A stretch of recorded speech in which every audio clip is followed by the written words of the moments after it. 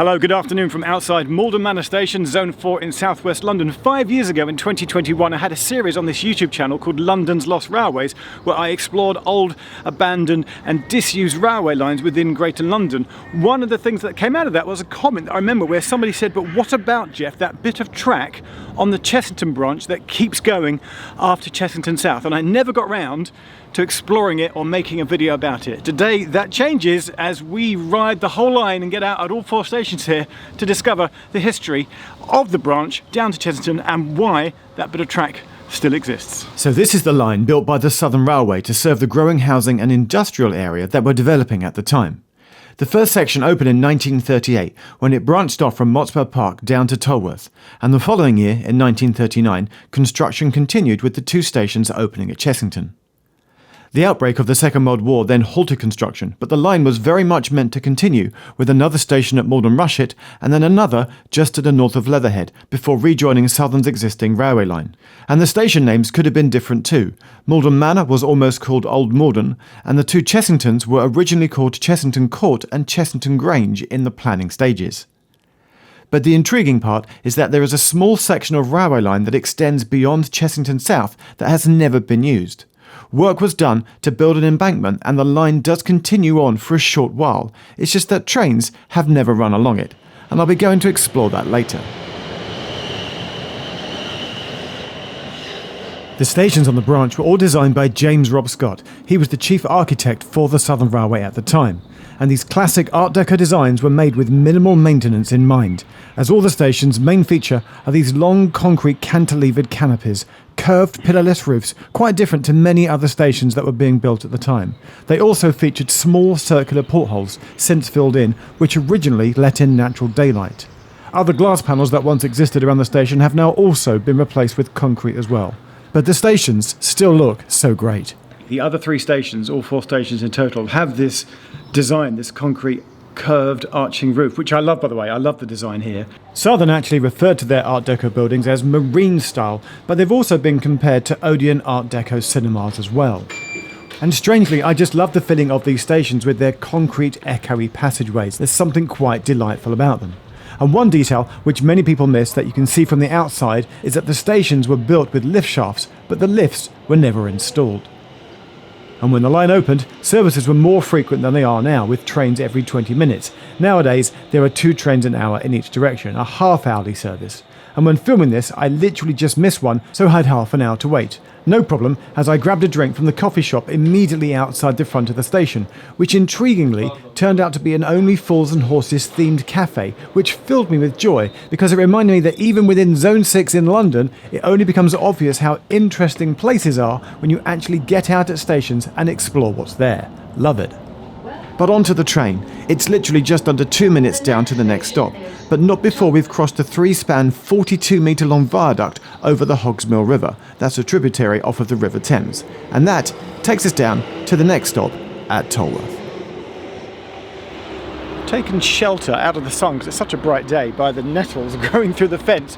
Behind here, you might be able to hear the rumble of like a JCB or some kind of heavy machinery, because there's an aggregates concrete firm just in there, but we'll talk about that in a second on the other platform. The concrete roofs though, the canopies, the curved concrete, they are here at Tolworth. I just think that they're not as long as the ones at Malden Manor. Now it just makes me want to go back and like count the spans and be like, which of the station has the most concrete roof sections? It's probably Malden Manor.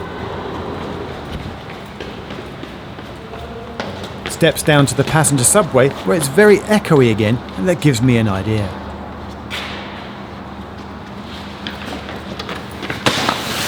Just had a thought, because there's a really good echo in the passageway here. I bet if I go and tap out with my oyster down there on the validator, you'll hear the beep echo its way all down here. Stay there, don't move.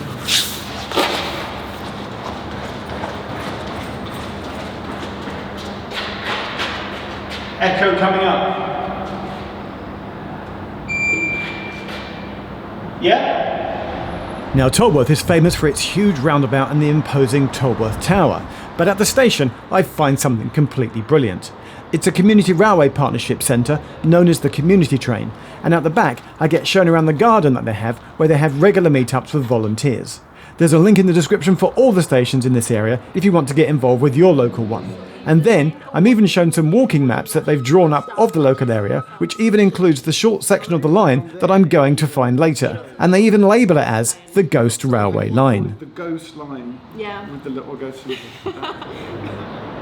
And the reason why I know there's a concrete aggregates firm just down there, in fact I can see, oh, there's a freight train parked up in the siding. We'll get a shot of it as we go past in a minute. It's because I stood here on the platform for a reason which I cannot remember, but it was like in the 1990s. It would have been about 7:45 in the morning. It was a packed commuter train, pretty much doing as I did now, looking down in the distance and thinking, why is there a locomotive parked up there? And the early train enthusiast in me was like, oh, there's a locomotive on the Chessington branch. I didn't realise that there was some freight movement that happened here, but freight trains do use the line here down to Tolworth. We'll get a shot of it as we depart on the train which is coming now. Calling at Chessington. The next station is Chessington North.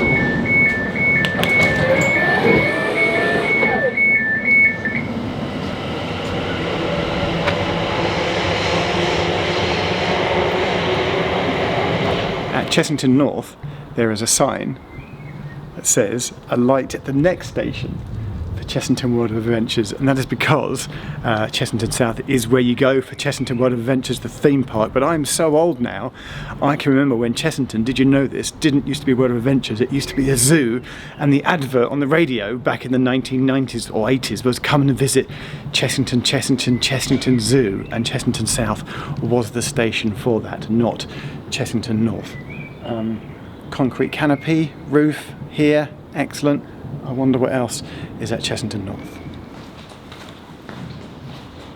Chessington North is very much a commuter station, which gets me wondering about passenger numbers on this branch and which is the least used station out of the four.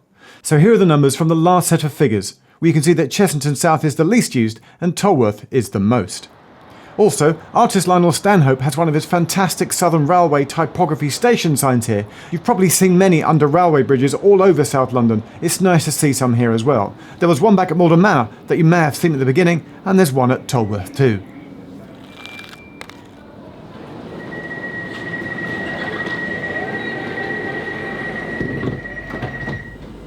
So back into the train, heading to what I think is my favourite station on this branch as we head for Chessington South.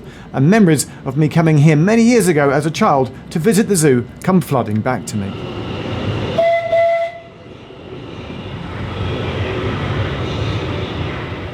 So if I was ever to do end of the line National Rail Edition, I would have to come here to Chessington South. And the first thing I would point out is the abandoned platform over there, except technically it's not an abandoned platform because it was just never used. They built two platforms here at Chessington South, but because the line wasn't actually finished, they've only ever used this one platform here on this side. And that one over there, I don't think there was even a footbridge built over to get to it, so quite how you get access to it I don't know, but rusty rails. Actually got a great shot of the rails and the platform as I came in on the train, and right now it's still got the concrete, it's still got the curved roof with the little portholes, but then a lot of greenery growing its way up. I wonder when the last time that was cut back. So not a disused platform, but a platform that has never seen passenger or train use. I wonder if they do run the occasional train down there though, because if you look into the distance and there's a shot here, you can see that there is points and a fence in the distance, so you probably could run a train down. What if like the aggregates loco sort of comes down here and reverses here or something? Maybe it does that, but we're going to go for a wander. And the line onwards from Chessington South was never completed because a few months after it opened in 1939 came the Second World War and all construction was halted. Years later, after the war, when there was maybe the money and possibility of finishing off the line, Greenbelt legislation meant that it now could not be constructed, and that's why Chessington remains a branch line rather than a through line. For the best view of the tracks heading south, just stand on the bridge outside the station and look south.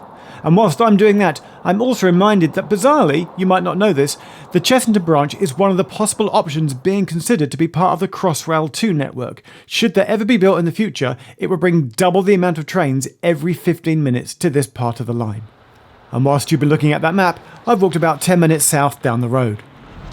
So I am walking down Chalky Lane. It's a dead-end road, and this little path down here, we should get to a point where the railway should have, would have, or did it cross? Basically, I can't find a definitive answer. The excellent resource that is the incredible disused station's website, linked below obviously, discusses this, and it shows photos. It shows a map showing where tracks definitely came to, and then it shows an aerial photograph showing there's no tracks, and then another photo where there is tracks. And basically there seems to be confusion.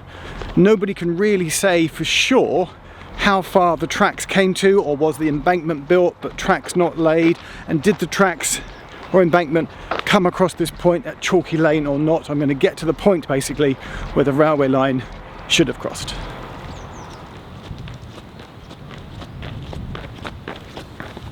So it might be hard to tell, but I've checked on my phone. I've done the thing where I followed the blob down, and this is the point you can see where the railway would have crossed here, because you can see, well, just over there, if I drop to a Google Earth Street View satellite image and go to 3D and spin around, you can see that the railway is just over there. The tracks do end maybe just 20, 30, 40, 50 metres away, and I wondered, they would have crossed Chalky Lane here, was there any signs of a cutting or a bridge here? There isn't.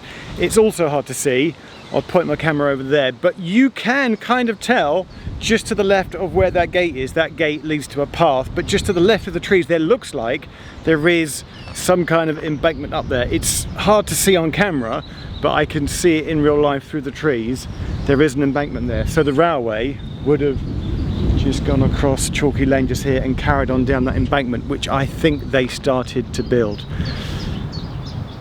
Train to Leatherhead from Chessington would have been here. Okay, it feels like I've finally done the last episode of London's Lost Railways, and I can go back to Chessington now. And I'm back at the station to get the train heading back into London. What a magnificent day. Thank you to everybody that I met and spoke to at all 4 stations. Come and ride this branch line yourself. Come and see the wonders that is the concrete Art Deco at Morden and Tolworth and the Chessingtons down here, and just come and have your own adventure as I have done here today in Chessington. Thank you very much. Thanks for watching. See you in the next video.